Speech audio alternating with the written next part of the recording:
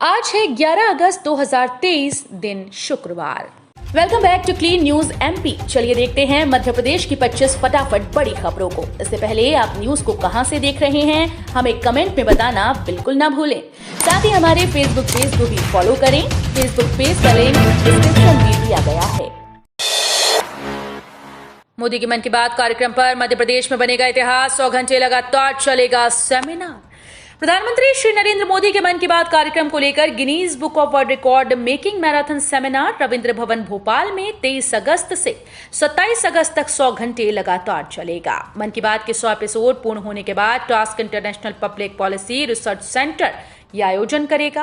इसकी तैयारियों को लेकर सेमिनार के संयोजक डॉक्टर राघवेंद्र शर्मा, आयोजन समिति की कोर कमेटी के सदस्य सेवानिवृत्त आईएएस अधिकारी अजात शत्रु श्रीवास्तव और भोपाल बाल कल्याण समिति की चेयरमैन जागृति सिंह ने बताया कि मन की बात के 100 एपिसोड पूर्ण होने पर देश और विदेश के 100 वक्ता एक ही मंच पर नॉन स्टॉप 100 घंटे तक मन की बात के विविध विषयों पर वक्तव्य देंगे, जिसे 100 श्रोता सुनेंगे।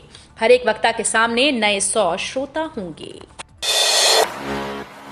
मध्य प्रदेश के 12 लाख कर्मचारियों को कैशलेस उपचार देने के लिए 24 निजी अस्पतालों से अनुबंध। मध्य प्रदेश के 5 लाख कर्मचारियों और उनके आश्रितों को अब 24 बड़े निजी अस्पतालों में कैशलेस उपचार मिल सकेगा।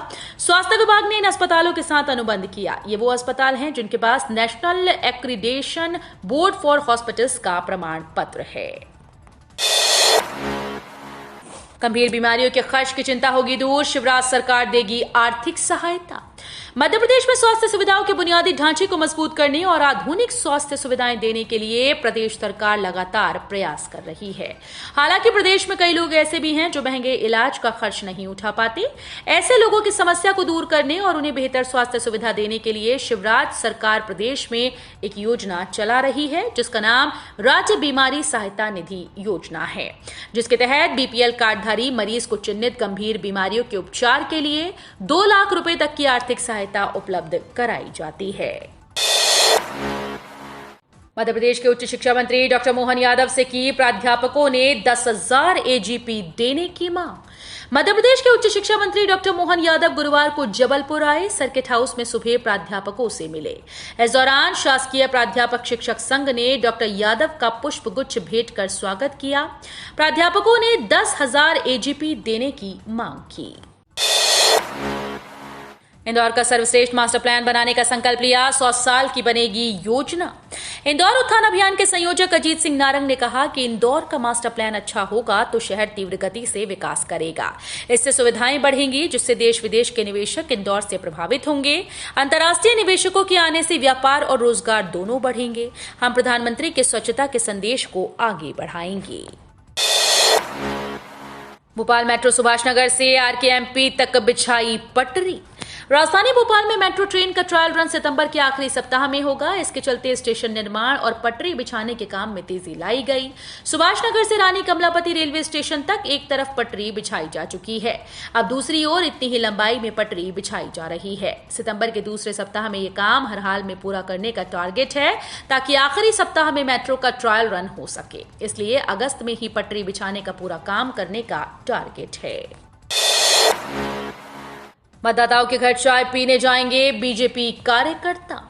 मध्य प्रदेश विधानसभा चुनाव में जीत निश्चित करने के लिए बीजेपी ने नई रणनीति तय की। इसके तहत संगठन ने पार्टी के हर कार्यकर्ता को 4 काम करने की जिम्मेदारी दी। इन चारों काम को पूरा करने के लिए 10 दिन की डेडलाइन होगी। पहले टास्क में बीजेपी के मंडल और शक्ति केंद्र स्तर के कार्यकर्ताओं को 10 दिन में 200 लोगों को फोन कॉल करना है। दूसरे टास्क में बूथ स्तर पर जिन भाजपा समर्थकों या कार्यकर्ताओं के पास बाइक और 4 व्हीलर है, उनकी लिस्ट बनानी है। 4 व्हीलर पर कमल का फूल बनवाना है। तीसरे टास्क में वोटर्स से डेली कांटेक्ट करने की जिम्मेदारी दी गई। पन्ना के लक्ष्मीपुर पैलेस में पर्यटन गतिविधि बढ़ाएगी मध्य प्रदेश सरकार। ऐतिहासिक नगरी पन्ना का लक्ष्मीपुर पैलेस भविष्य में पर्यटन गतिविधियों के लिए उपयोग में लिया जाएगा। देखरेख के अभाव में खंडहर होते जा रहे इस किले को अब पर्यटन विभाग को सौंपा जा रहा है, जो आने वाले वर्षों में एक नए कलेवर में दिखाई देगा। इसे होटल बनाए जाने का विचार है। एमपी बोर्ड सप्लीमेंट्री रिजल्ट जल्द होगा जारी, ऐसे कर पाएंगे चेक। मध्य प्रदेश माध्यमिक शिक्षा बोर्ड जल्द ही कक्षा 10वीं और 12वीं के लिए सप्लीमेंट्री रिजल्ट 2023 की घोषणा करेगा। मीडिया रिपोर्ट्स के अनुसार एमपीबीएसई अनुपूरक परिणाम इस सप्ताह कभी भी जारी हो सकता है। हालांकि बोर्ड ने रिजल्ट को लेकर किसी तारीख और समय की घोषणा नहीं की। एक बार परिणाम घोषित होने के बाद छात्र mpbse.nic.in पर देख सकते हैं। इंदौर के गांधी हॉल में सजेगी अक्षरों की दुनिया, सभी वर्ग के लिए किताबें उपलब्ध। मध्य प्रदेश के ऐतिहासिक, शैक्षिक और सांस्कृतिक नगरी इंदौर के गांधी हॉल परिसर में 10 वर्षों के बाद राष्ट्रीय पुस्तक मेला लगने जा रहा है। यहां आज 11 से 20 अगस्त तक दोपहर 12 से रात 9 बजे तक अक्षरों की दुनिया सजेगी। यहां एक ही छत के नीचे हर वर्ग के पाठकों के लिए हिंदी, अंग्रेजी की पुस्तकें उपलब्ध रहेंगी। मध्य प्रदेश विधानसभा चुनाव के लिए बसपा ने 7 प्रत्याशी किए घोषित। मध्य प्रदेश में नवंबर में होने वाले विधानसभा चुनाव के लिए प्रत्याशियों की घोषणा शुरू हो गई। बहुजन समाज पार्टी ने इसकी शुरुआत करते हुए गुरुवार को 7 प्रत्याशी घोषित कर दिए।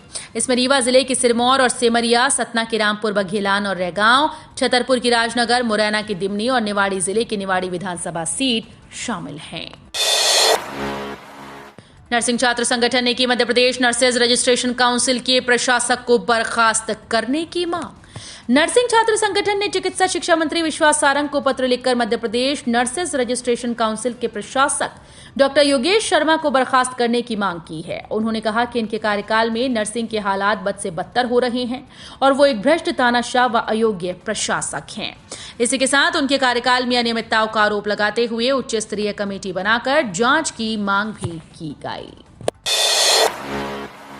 देश के सबसे साफ शहर इंदौर में कचरा वाहनों की हालत खस्ता, नगर निगम दे रहा ये दुहाई। मध्य प्रदेश के इंदौर नगर निगम के पास इस समय तकरीबन 600 door to door garbage collection vehicles हैं। इन गार्बेज ट्रक से शहर के 85 वार्ड से सभी घरों से कचरा उठाया जाता है। इनमें से अधिकांश गार्बेज ट्रक्स की हालत खस्ता है।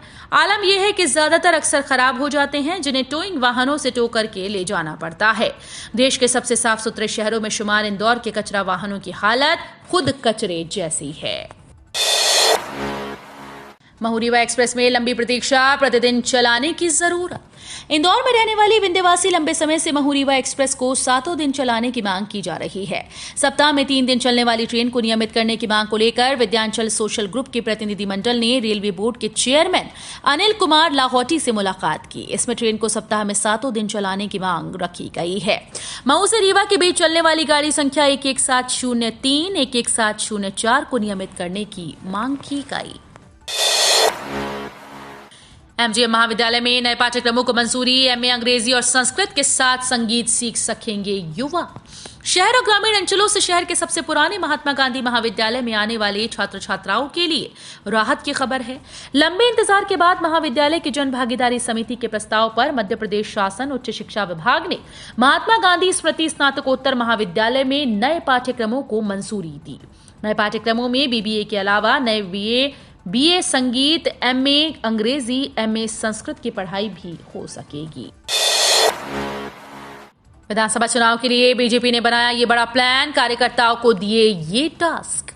मध्य प्रदेश विधानसभा चुनाव में जीत हासिल करने के लिए प्रदेश बीजेपी ने पूरी तरह से कमर कस ली है। प्रदेश बीजेपी ने इसके लिए अपने कार्यकर्ताओं को 4 टास्क दिए हैं। प्रदेश बीजेपी ने इन टास्क में कार्यकर्ताओं को मतदाताओं के घर चाय पीनी होगी। इसके अलावा 10 दिन में 200 लोगों को फोन भी लगाना होगा। चुनाव में बेहतर परफॉर्मेंस करने के लिए मध्य प्रदेश बीजेपी की आलाकमान ने ठोस रणनीति बनाई है।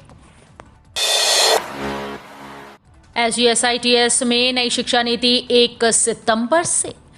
SGSITS में 1 सितंबर से नई एजुकेशन पॉलिसी लागू हो जाएगी। बीटेक के सभी 10 ब्रांच में ये पॉलिसी लागू हो रही है।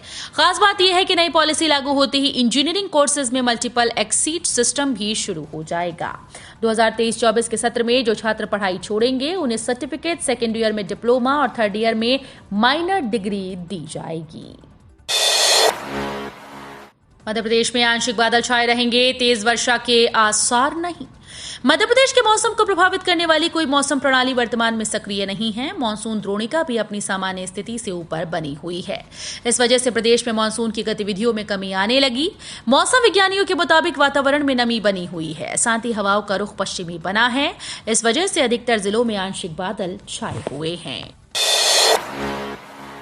मां नर्मदा के उद्गम स्थल पर बनेगा कॉरिडोर। मुख्यमंत्री शिवराज सिंह चौहान 2 दिवसीय प्रवास पर अनूपपुर आए। यहां उन्होंने अमरकंटक में मां नर्मदा कॉरिडोर बनाने की घोषणा की। सीएम ने गुरुवार को बताया कि मां नर्मदा लोक की कार्य योजना बनाने का हमने फैसला किया है। यहां के पुजारी व विद्वानों से चर्चा कर मां नर्मदा महालोक के स्वरूप को अंतिम रूप प्रदान करेंगे। मुख्यमंत्री शिवराज सिंह चौहान ने कहा कि लाखों लोग मां नर्मदा की पूजा अर्चना करते हैं। उपलब्धता को देखते हुए एक दिव्य भव्य मां नर्मदा लोक की स्थापना होगी। अधीर रंजन चौधरी पर लोकसभा में बरसे ज्योतिरादित्य सिंधिया, पुराने दोस्त राहुल गांधी और गौरव गोगोई पर भी वार।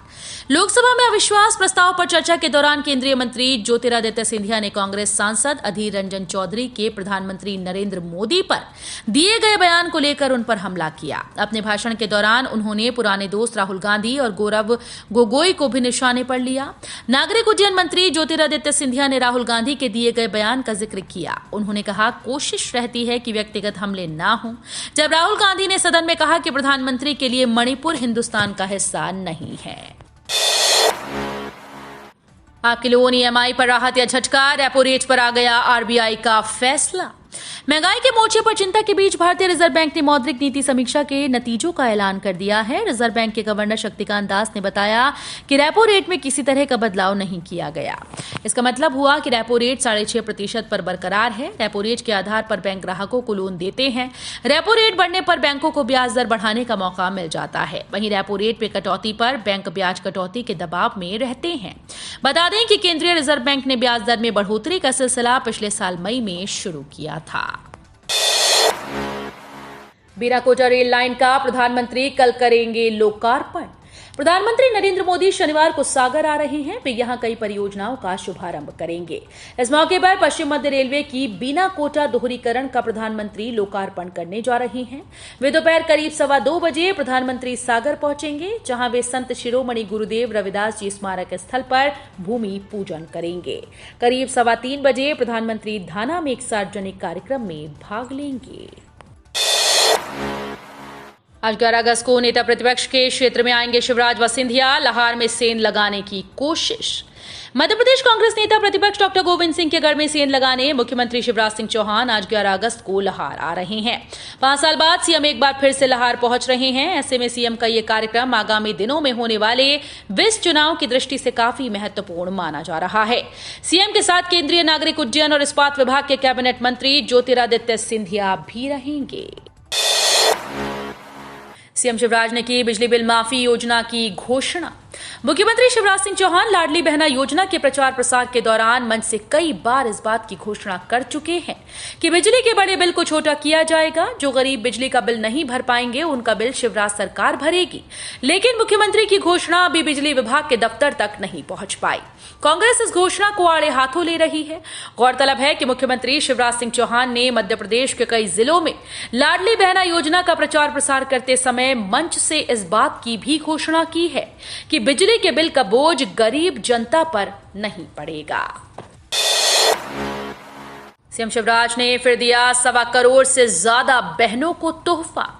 एक दिवसीय प्रवास पर रीवा पहुंचे मुख्यमंत्री शिवराज सिंह चौहान ने मंच पर बहनों का अभिनंदन किया। बहनों ने राखी भेंट की। मंच पर पहुंचे शिवराज हाथ जोड़कर लाडली बहनों को नमस्कार किया। शिवराज भैया के नारे से पंडाल गूंज उठा। इसके बाद मुख्यमंत्री ने 1.25 करोड़ बहनों के खाते में 1209 करोड़ रुपए जारी किए। एसएएफ मैदान पहुंचकर लाडली लक्ष्मी बहना योजना के राज्य स्तरीय समारोह में मुख्य अतिथि के रूप में शामिल हुए। समारोह में मुख्यमंत्री 153 करोड़ के निर्माण कार्यों का लोकार्पण और शिलान्यास किया। तो ये थी आज की 25 फटाफट बड़ी खबरें। अगर आपको न्यूज पसंद आई हो तो वीडियो को लाइक और शेयर जरूर करें। धन्यवाद।